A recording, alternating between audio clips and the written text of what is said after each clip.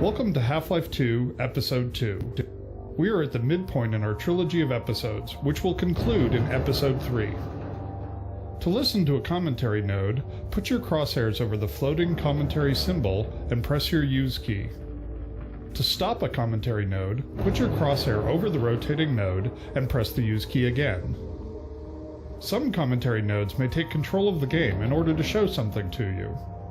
In these cases, simply press your Use key again to stop the commentary. Please let me know what you think after you've had a chance to play this, our latest installment in the ongoing adventures of Gordon Freeman. I can be reached at gaben@valvesoftware.com. I get about 10,000 emails each time we release a game, and while I can't respond to all of them, I do read all of them. Thanks, and have fun.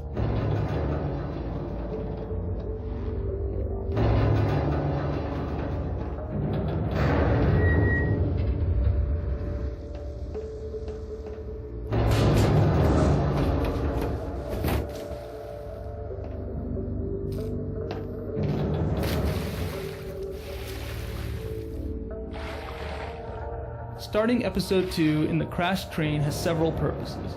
From a story point of view, it establishes continuity with the end of Episode 1. But from a gameplay perspective, it allows players to reacquaint themselves with the basic movement controls in a safe, contained environment. Our earliest design had the player scrambling out of the wreck high above the canyon and forced them to make some precarious jumps to get to ground level. After seeing most playtesters fall to their deaths numerous times in the first 5 minutes of gameplay, we optimized for perceived rather than actual danger.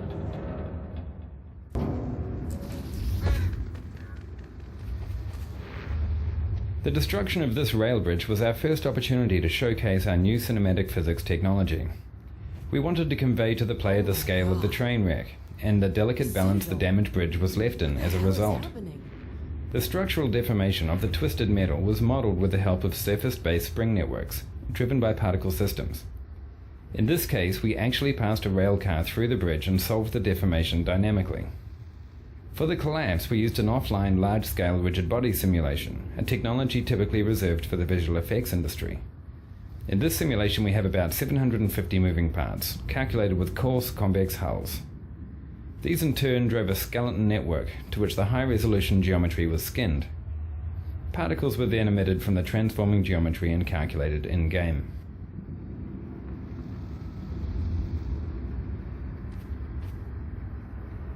Having established the super portal as a threat in the opening vista, we decided it would make a useful landmark as the player traveled toward White Forest.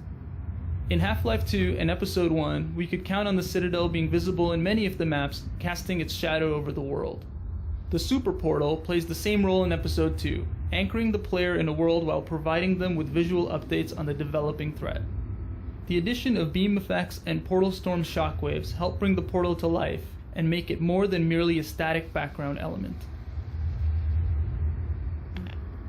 For the ominous mass of clouds which swirl above the destroyed Citadel, we devised a shader effect to give the impression of depth and complex turbulence.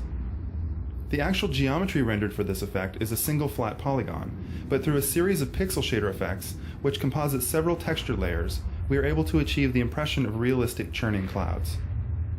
In the offline pre-visualization work that we did to initially define this effect, we developed a very realistic simulation with more than 30 layers of clouds. With real-time shader techniques, we were able to achieve an equivalent look while maintaining an interactive frame rate. The view of the ruined yet still dangerous City 17 is a good example of a classic Half-Life vista. Vistas are sweeping scenes where many elements of design come together. This one reminds the player of what he's accomplished in Episode 1 while setting up the threat that will hang over the rest of Episode 2. It establishes the mood with a stunning skybox and shader effects, shows off believable character responses, and also literally sets the episode into motion. When the player looks at the scene, a device called a look trigger sets off the portal storm, which causes the bridge to collapse, using Valve's new cinematic physics, which we'll be showcasing throughout the episode.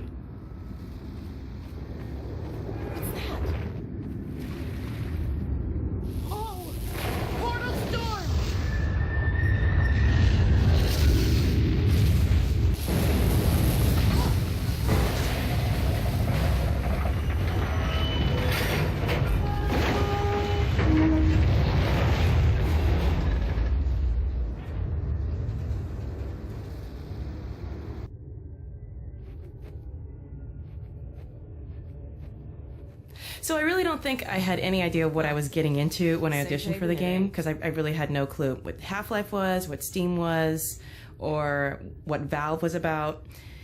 But I did really have the feeling that it was something that was really heavy, since when I was in the waiting room, everybody that was sitting across from me just seemed like they were stars or recognizable faces. And then the first time that I sat down with the Valve team, they showed me some rough animations of Alex, and immediately I just couldn't keep my eyes off her. I mean, she actually looked like someone I could be related to, and that has never happened to me.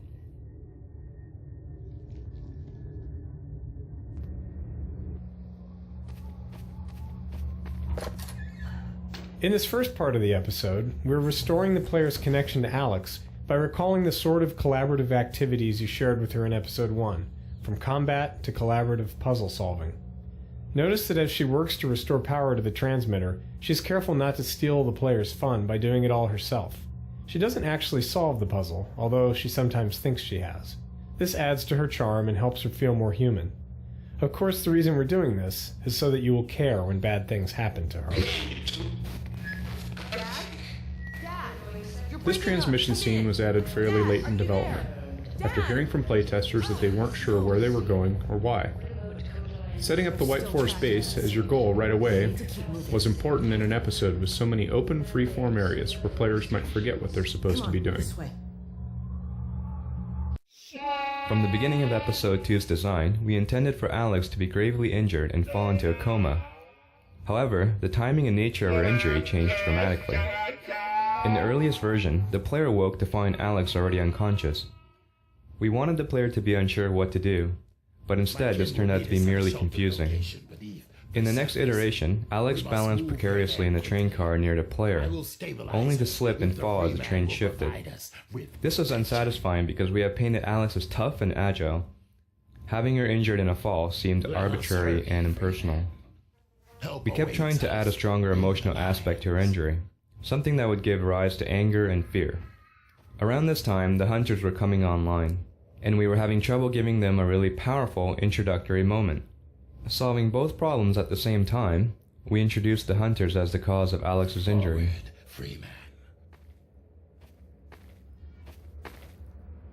Creating the sound of the Vort's call was a refreshing break from scoring huge explosions or the bridge destruction. We wanted something subtle that would communicate the Vort's general nature as well as its specific cry for help. Sometimes it can be difficult to process sounds while still giving an organic quality to the voice. To design a sound that contained a sense of the alien personality without just sounding like another animal call, we found a way to add and process overtones while subtly altering the phrasing of the pitch. The resulting sounds give the impression that the Vorts are in fact communicating among each other with a dynamic dialogue of calls as opposed to speech.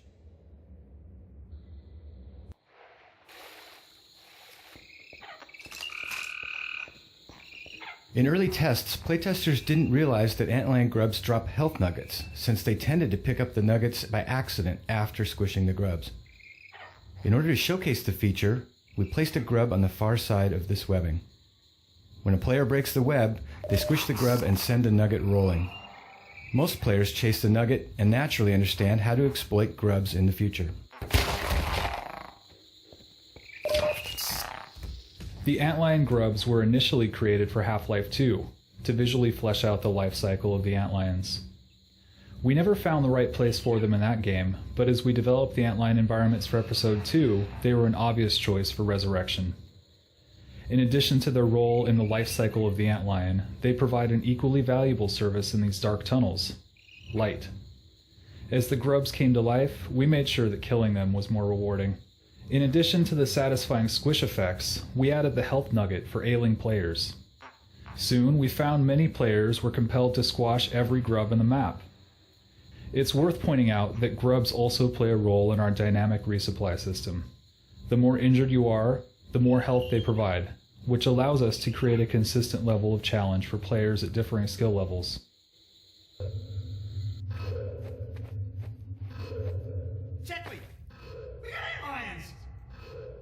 Griggs and Sheckley started off as minor characters who were just used to explain the setup for the turret battle. Once done, they died fairly quickly, leaving the players alone to fend off the antlion swarms.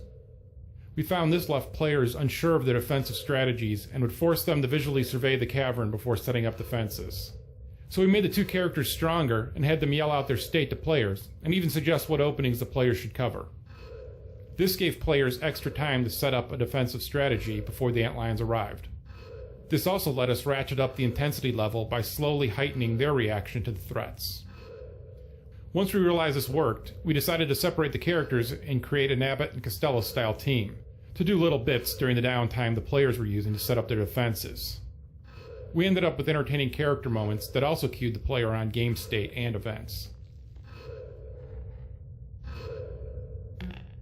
We experimented a lot with the ammunition for this level. Originally we had a single ammo crate containing submachine gun bullets, positioned down near the elevator. Playtesters, however, seemed happy using a shotgun in this battle, so we added a crate full of shotgun shells and moved both crates to the top area, so players could easily trade off between different styles of gunplay.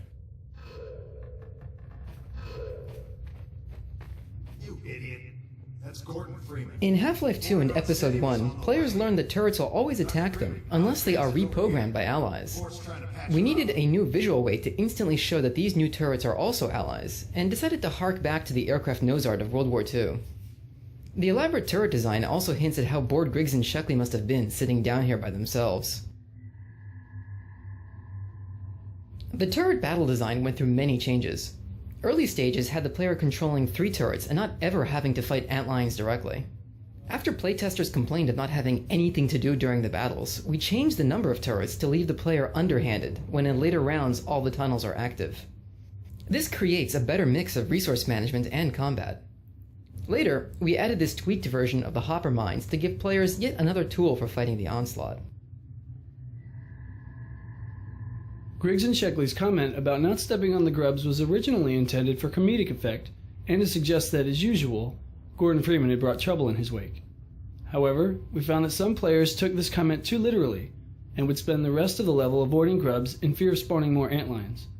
We experimented for a short time with making this an actual mechanic, bringing in antlions whenever grubs are squished, but this had several negative results. It made the tunnels far too difficult, and cancelled out any benefit the player got from squishing grubs for health. We decided to keep the grub behavior simple and rewarding. The breach is a rough, earthen tunnel, which many playtesters tended not to notice when the attack began. They felt they had been told to defend only the 3 marked tunnel openings. We addressed this confusion by changing the sequence of antlion waves so that the second attack came through the breach. Players then understood that all 4 openings were vulnerable.